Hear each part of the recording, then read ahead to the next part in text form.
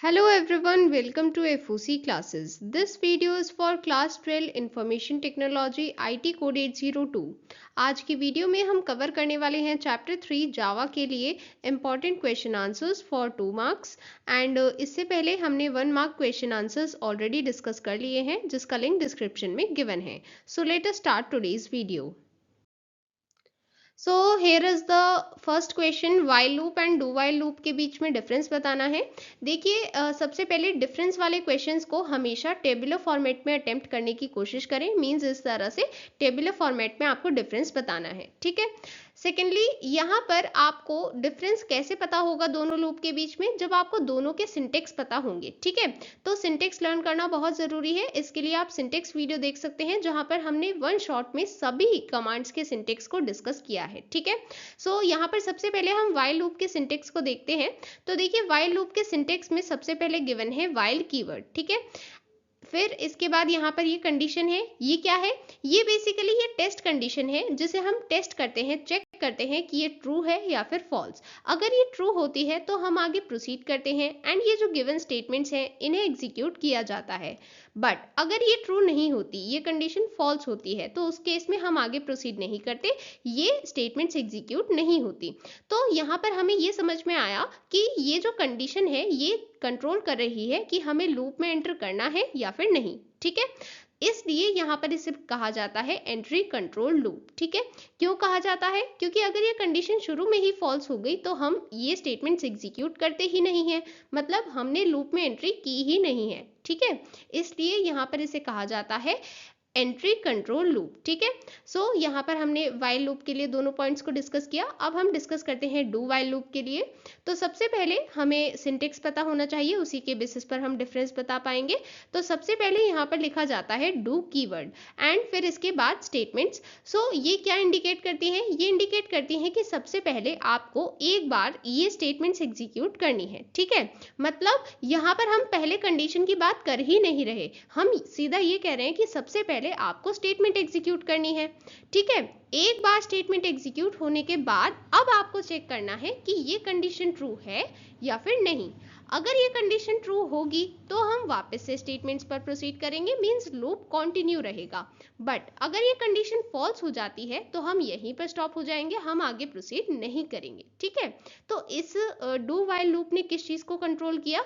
इसने कंट्रोल किया एग्जिट को. मींस हमें इस लूप से एग्जिट करना है, बाहर निकलना है या फिर नहीं, इसने इस चीज को कंट्रोल किया है. ठीक है. सो यहाँ पर ये होता है एग्जिट कंट्रोल लूप. ठीक है. सो आई होप आपको दोनों के बीच का डिफरेंस समझ में आया है. Then next question, what is the purpose of using try and catch statements in Java?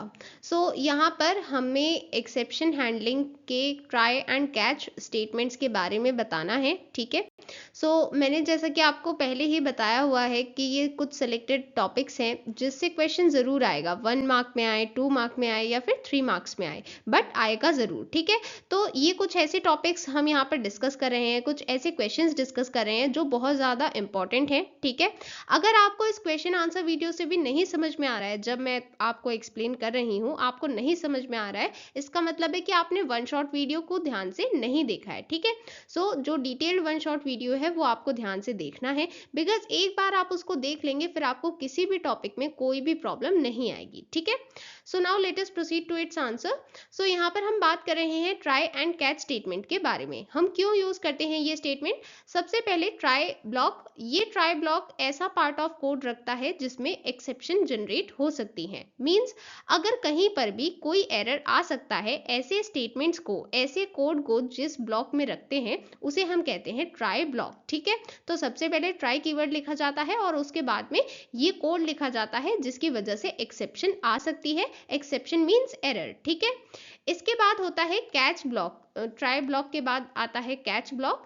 Catch block का मतलब है ये कैच करता है. क्या कैच करता है? ये एक्सेप्शन को कैच करता है. सो बेसिकली यहाँ पर कैच ब्लॉक का क्या काम है? इसमें होता है एक्सेप्शन हैंडलर. मींस एक ऐसा स्पेसिफिक कोड जो तब एग्जीक्यूट किया जाएगा जब एक्सेप्शन आएगी. मींस यहाँ पर ट्राई ब्लॉक में तो सिर्फ हमने इतना बताया है कि आ भी सकती है और नहीं भी, मतलब हमने तो सिर्फ एक प्रोबेबिलिटी बताई है कि इस पर्टिकुलर कोड में एक्सेप्शन हो सकती है, ठीक है, हम श्योर नहीं है कि है या फिर नहीं, ठीक है, बट अगर होगी तब क्या किया जाएगा, तो तब ये कैच ब्लॉक एग्जीक्यूट होगा जिसमें ऐसा स्पेसिफिक कोड है जो उस एक्सेप्शन को हैंडल करेगा, ठीक है। तो यहाँ पर अगर इस ट्राई ब्लॉक में एक्सेप्शन जनरेट होती है तब जाकर हम कैच ब्लॉक के एक्सेप्शन हैंडलर कोड को एग्जीक्यूट करते हैं, ठीक है। एंड यहाँ पर मल्टीपल कैच ब्लॉक्स भी हो सकते हैं, ठीक है, जो डिफरेंट टाइप की एक्सेप्शंस को हैंडल करते हैं, ठीक है। सो ये रोल है, ये पर्पस है ट्राई एंड कैच स्टेटमेंट्स का, okay. Then proceeding to next question, explain any two methods of string class in Java with suitable example. So यहाँ पर हम बात कर रहे हैं string class में कोई भी दो methods explain करने हैं, तो यहाँ पर आप कोई भी two methods explain कर सकते हैं। हमने बहुत सारे methods discuss किए हैं, right? So सबसे पहले हमने यहाँ पर explain किया है contains method.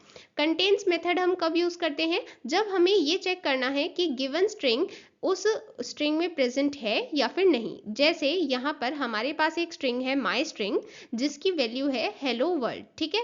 अब हमें इसमें चेक करना है कि क्या इसमें हेल वर्ड है, हेल स्ट्रिंग है, ये चीज़ हमें चेक करनी है। तो इसके लिए हम चेक करेंगे डॉट कंटेन्स एंड इसके बाद ब्रैकेट्स में लिखेंगे हेल। तो बेसिकली हम चेक कर रहे हैं कि क्या माई स्ट्रिंग में ये स्ट्रिंग प्रेजेंट है या फिर नहीं, ठीक है।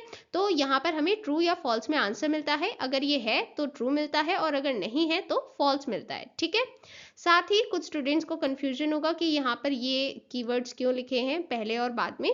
तो देखिए पहले कौन सा कीवर्ड लिखा है जो ये बता रहा है कि ये मेथड कौन से टाइप की वैल्यू को रिटर्न कर रहा है। मींस यहाँ पर हमें ट्रू या फिर फॉल्स में वैल्यू मिलेगी एंड मैंने आपको एक्सप्लेन किया है ये कौन से डेटा टाइप की वैल्यू होती है, ये होता है बूलियन डेटा टाइप, ठीक है।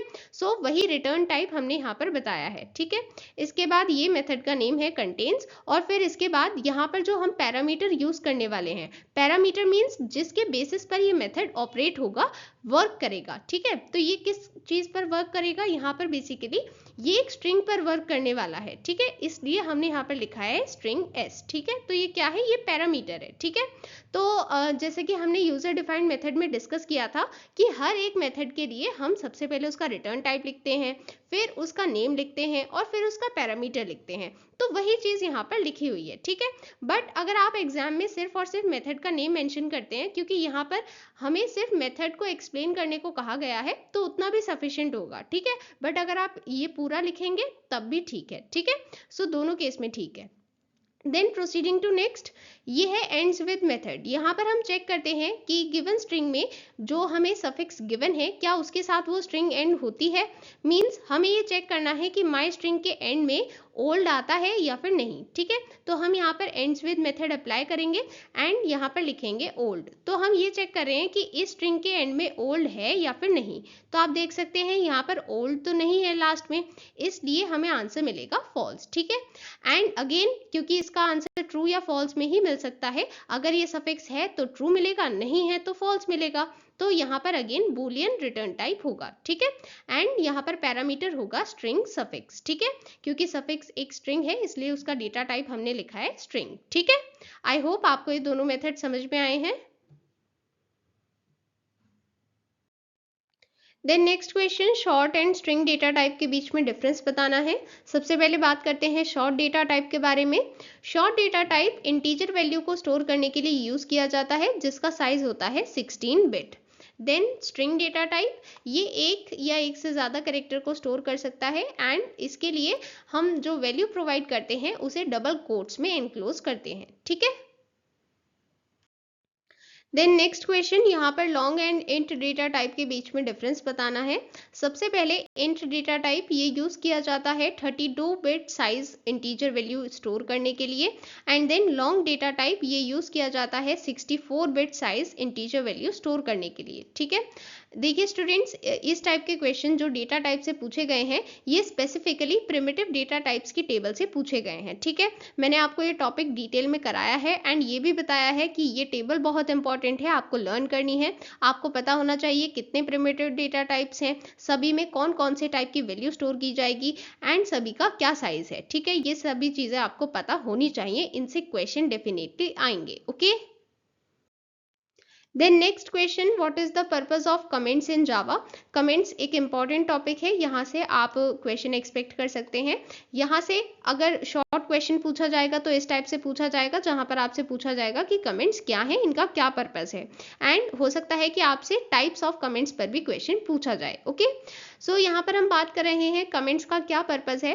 तो जब भी प्रोग्रामर्स अपने प्रोग्राम लिखते हैं तो वहाँ पर कुछ ऐसा कोड होता है जो अगर कोई पढ़ेगा तो उसे ना समझ में आए कि ये किस लिए यूज किया गया है। ठीक है, तो ऐसे में ये एक्सप्लेनेटरी नोट्स प्रोवाइड करते हैं थ्रू कमेंट्स। मींस अगर कोई कोड पढ़ रहा है या फिर उसी प्रोग्राम में कोई और एडिटर है जिसको ये समझाना है कि ये कोड क्यों लिखा गया है, इसके लिए एक्सप्लेनेटरी नोट्स प्रोवाइड करने के लिए हम कमेंट्स का यूज करते हैं। ठीक है, सो यहाँ पर कमेंट्स हमें एक्सप्लेनेशन प्रोवाइड करते हैं कोड के लिए। ठीक है, एंड ये जब हम फाइल को कंपाइल करेंगे, एग्जीक्यूट करेंगे, तब कमेंट्स को इग्नोर किया जाता है। मतलब ये कंपाइलेशन एंड एग्जीक्यूशन में काउंट नहीं होते। ठीक है, क्योंकि एक्चुअल कोड का पार्ट नहीं है, ये सिर्फ हमारे लिए एक्सप्लेनेशन नोट्स हैं। ठीक है,